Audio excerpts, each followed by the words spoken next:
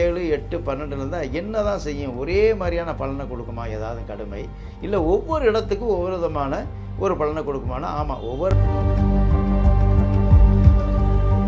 மன கஷ்டங்கள் மன வருத்தங்கள் வர்ற மாதிரி பேசுகிறதுனால 2 பேருக்கும் கருத்து வேறுபாடு ஏற்பட்டு அவங்க அன்னைக்கெல்லாம் நினச்சிருப்பாங்க இன்றைக்கி சந்தோஷமாக இருக்கணும் அப்படின்ட்டு.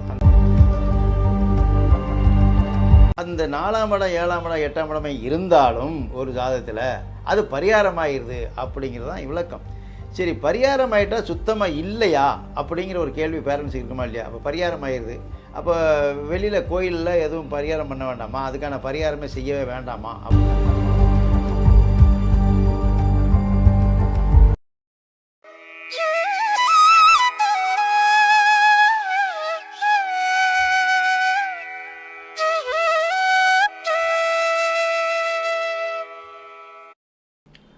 அற்புத கீர்த்தி வேண்டி ஆனந்த வாழ்க்க வேண்டி நற்பொருள் துவிதல் வேண்டி நலமெல்லாம் பெருக வேண்டி கற்பகமூர்த்தியானை பொற்பதம் பணிந்து பாரீர் பொய்யில்லை கண்ட உண்மை. உலகெங்கு வாழும் லக்லைட் சேனல் நேயர்கள் அனைவருக்கும் வணக்கம். ஜோதிட தகவல் என்ற விளக்கத்தில் இப்பொழுது செவ்வாய் தோஷம் எப்படி ஏற்படுகிறது ஒரு ஜாதகத்தில், அதற்கு பரிகாரம் என்ன? செவ்வாய் தோஷம் இருந்தால் அப்போ அதுக்கு திருமணம் பண்ணக்கூடாதா? பண்ணி தானே ஆகணும். யாருக்கு செவ்வாய் தோஷம் இல்லாமல் இருக்குது? எல்லாத்துக்கும் இருக்கும். அப்போ அதுக்கான வழிமுறைகள் என்ன? ஜாதகத்திலே பரிகாரம் ஆகுதா? அப்படி ஒன்று இருக்குது. ஜாதகத்திலே அந்த செவ்வாய்க்கு செவ்வாய் தோஷம் பரிகாரமாக ஆகிடுது. இல்லை செவ்வாய் பரிகார செவ்வாய் இல்லை அப்படின்னாக்க அதுக்கு என்ன பரிகாரம் அப்படிங்கிறது தான் இந்த பதிவினுடைய தலைப்பில் இருக்கக்கூடிய ஒரு முக்கியமான ஒரு விளக்கம்.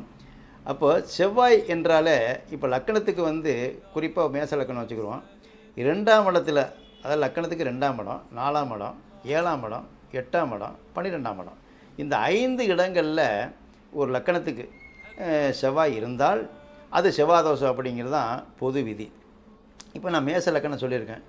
உங்களுக்கு எந்த லக்கணம் இருக்கலாம். இப்போ நீங்கள் அதை பார்த்துக்கிட்டு இருக்கீங்கல்ல வீடியோ, அப்போ உலகத்தில் இருக்கக்கூடிய லட்சம் பேருக்கு அவங்கவுங்களுக்குன்னு ஒரு லக்கணம் இருக்கும் ஜாதகத்தில்.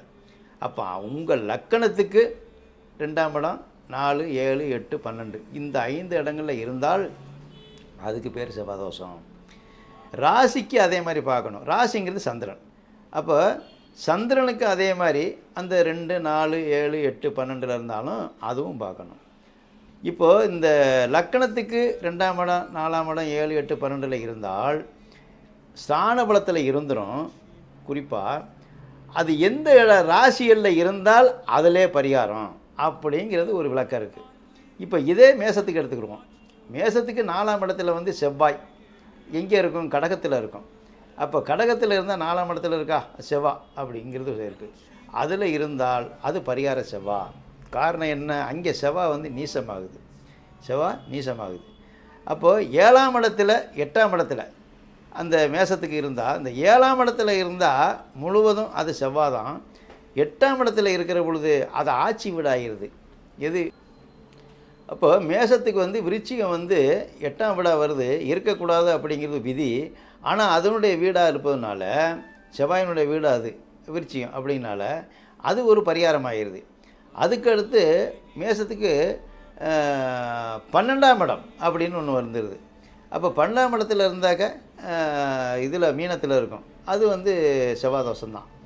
அப்போது குறிப்பாக சொல்கிற அந்த ஒரு லக்கணத்துக்கு 2, 4, 7, 8, 12 இருந்தாக்க தோஷம், அது எந்த வீடுகளில் இருந்தால் பரிகாரம் ஆகுது அப்படின்னா, குறிப்பாக ஷார்ட்டாக உங்களுக்கு புரிகிற மாதிரி சொல்கிறேன். அந்த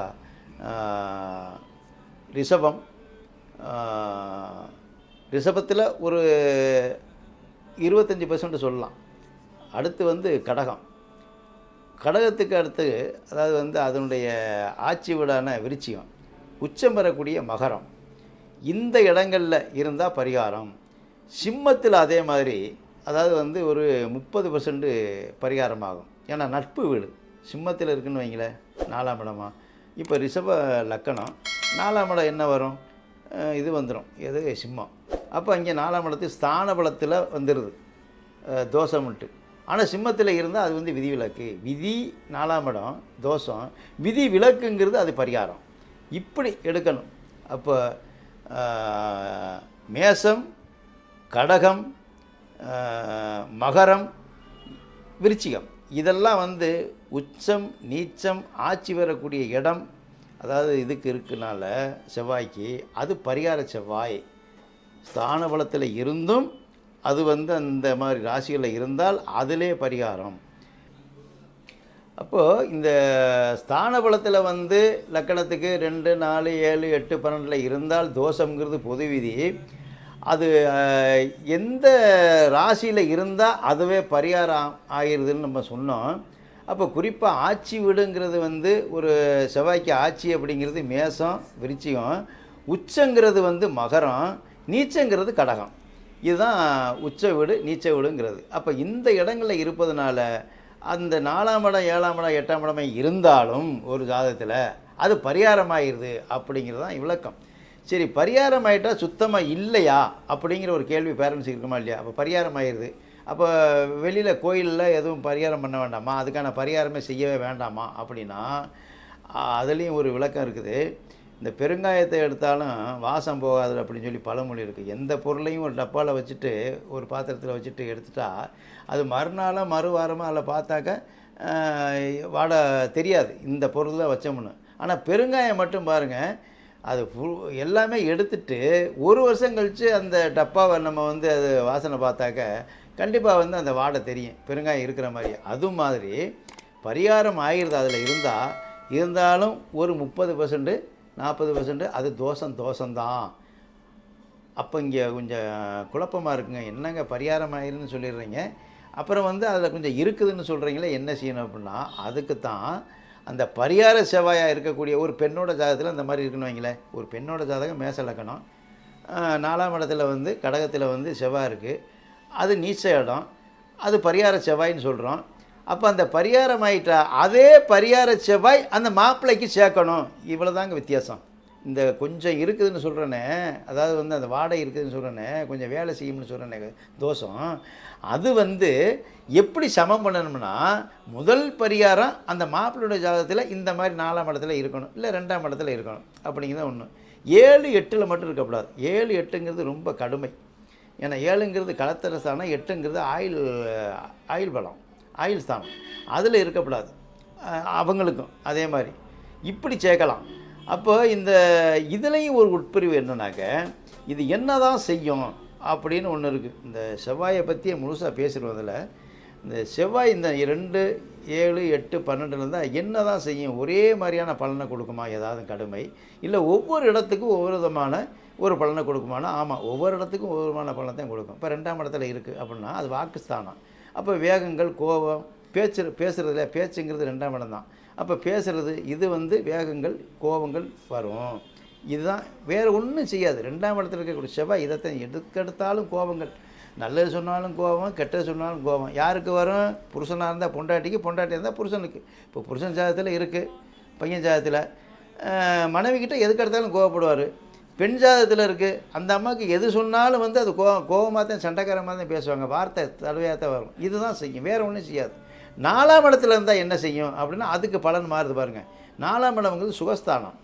அப்போ இந்த சுகம்ங்கிறது வந்து மன ரீதியாக பேசி ஒன்றுக்கு ஒன்று வந்து ஒரு பரிமாற்றம் இருக்கு இல்லையா, மன ரீதியாக 2 பேருக்கும் ஒரு டிஸ்கஷன், நல்லது கெட்டது பேசுகிறது, அந்த விஷயங்கள்லையும் உடல் ரீதியான ஒரு மனம்தானே சுகமே. அப்போது அந்த பேச்சிலேயே கடுமையிலேயே அந்த நமக்கு உடல் சுகமும் கெடும், டென்ஷன் ஆகும். அங்கேயும் டென்ஷன் தான், உடம்பு கொதிக்குது, ரத்தம் கொதிக்குன்னு சொல்கிறோம் இல்லையா, அந்த மாதிரி வரும். அது சுகஸ்தானம் 4ஆம் இடம். அப்போ 4ல் செவ்வாய் இருந்தாக்க வண்டி வாகனம் சம்மந்தப்பட்டது, உறவுகள் சம்மந்தப்பட்டது, இதில் பாதிக்கும் அப்படின்னா அது வேறு, அது ஒரு பலனை கொடுக்கும். ஆனால் இந்த கணவன் மனைவிக்கில் என்ன செய்யும்னா இதுதான், அது ஒரு சுகஸ்தானம், சுகத்தை கெடுக்கும். 7ஆம் இடம்ங்கிறது வந்து களத்திர ஸ்தானம். அப்போ 7ல் இருந்தாக்க நேர 7 அவங்களுக்கு கோவம் வரும், வேகம் வரும், பிரச்சனை வரும். இந்த திருமணம் நடக்கிறதுக்கே லேட்டாக ஆகும். இதெல்லாம் ஆகும் இந்த 7ஆம் இடத்தை செவ்வாய் பண்ணுறது. ஆனால் 8ஆம் இடத்துல இருக்க செவ்வாய் தான், அதாவது வந்து லக்கணத்துக்கு வந்து அங்கே 8 அப்படின்னாக்க, இப்போ மாப்பிள்ளையோட ஜாதகம் வைங்களேன், 7ஆம் இடம் மனைவிக்கு அது 2ஆம் இடமாக வந்துடுது, மனைவிக்கு அது 2ஆம் இடமாக வந்துடுது. அப்போ அவங்களுக்கு அந்த குடும்பஸ்தானம் அப்படிங்கிறப்போ அவங்களுக்கு கோபதாபங்கள் வரும், பிரச்சனை. ஆயுள் பலம், இந்த 8ங்கிறது ஆயுளை கெடுக்கும் அப்படிங்கிறது தான் இதில் ஒரு விஷயம். 12ஆம் இடம்ங்கிறது இல்லற சுகம், படுக்கை சுகம். அப்போ அதை கெடுக்கும். பகலெல்லாம் இவர் வந்து செய்யக்கூடிய வேலை நல்ல மாதிரியே செய்வார் வீட்டுக்காரரு. அந்தம்மா அவங்க செய்யக்கூடிய கடமையெல்லாம் நல்ல மாதிரியே செய்வாங்க. ஆனால் நைட்டு சாப்பிட்டு படுக்கிற பொழுது நிம்மதியாக 2 பேரும் சந்தோஷமாக இருக்கக்கூடிய தாம்பத்திய உறவுகள், இல்லற வாழ்க்கை, படுக்கை சுகம்ங்கிறது அந்த 12 தான். அந்த நேரத்தில் அவங்களுக்கு ஏதாவது ஒரு பிரச்சனை இல்லை, பகலில் நடந்த ஏதாவது சம்பவங்களை பேசுகிறப்ப நல்ல மாதிரியாக பேசிக்கிட்டு இருப்பாங்க. அந்த நேரத்தில் ஒரு வாக்குவாதங்கள், மன கஷ்டங்கள், மன வருத்தங்கள் வர்ற மாதிரி பேசுகிறதுனால 2 பேருக்கும் வந்து கருத்து வேறுபாடு ஏற்பட்டு அவங்க அன்றைக்கெலாம் நினச்சிருப்பாங்க இன்றைக்கி சந்தோஷமாக இருக்கணும் அப்படின்ட்டு. அந்த சந்தோஷம் கெடும். இது 12ஆம் இடத்துல இருக்கக்கூடிய செவ்வாய் கெடுக்கும். இப்படி இந்த 5 இடங்கள்லையும் 5 விதமான பலனை கொடுக்கும். ஒரே மாதிரியான பலனை கொடுக்காது. இந்த 5 இடங்களில் ஏன் இருக்கப்படாதுன்னா இப்படி 5 விதமான பலன்களை கெடுக்கக்கூடிய நிலையை ஏற்படுத்துங்கிறது தான் இந்த செவ்வாயினுடைய தாக்கம். அப்போது இதை விரிவாக ஒரு போர்டுலேயே உங்களுக்கு கிளாஸ் எடுக்கிற மாதிரி தெளிவாக, ஒரு சிலருக்கு வந்து இப்போ 4ஆம் இடம்னா என்ன, 7, 8னா என்ன, 12 என்னலாம் சிலருக்கு தெரியாது.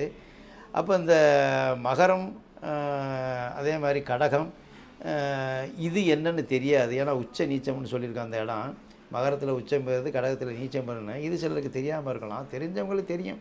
இன்றைக்கி ஜோதிடம் கற்றுக்கிறவங்களுக்கு, ஜோதிடர்களுக்கு, ஜோதிடம் அடிக்கடி பார்க்குறவங்களுக்கு, பேரண்ட்ஸுக்கு தெரியும் எந்த இடம் ராசிகள். சிலருக்கு தெரியாது இல்லையா? இதை விளக்கமாக அடுத்ததில் வந்து நம்ம தெளிவாக போர்டில் போட்டு தெளிவாக காட்டுவோம். நமது நேயர்கள் எண்ணிய முடிதல் வேண்டும், நல்லவே எண்ணல் வேண்டும், திண்ணிய நெஞ்ச வேண்டும், தெளிந்த நல்ல அறிவு வேண்டும்.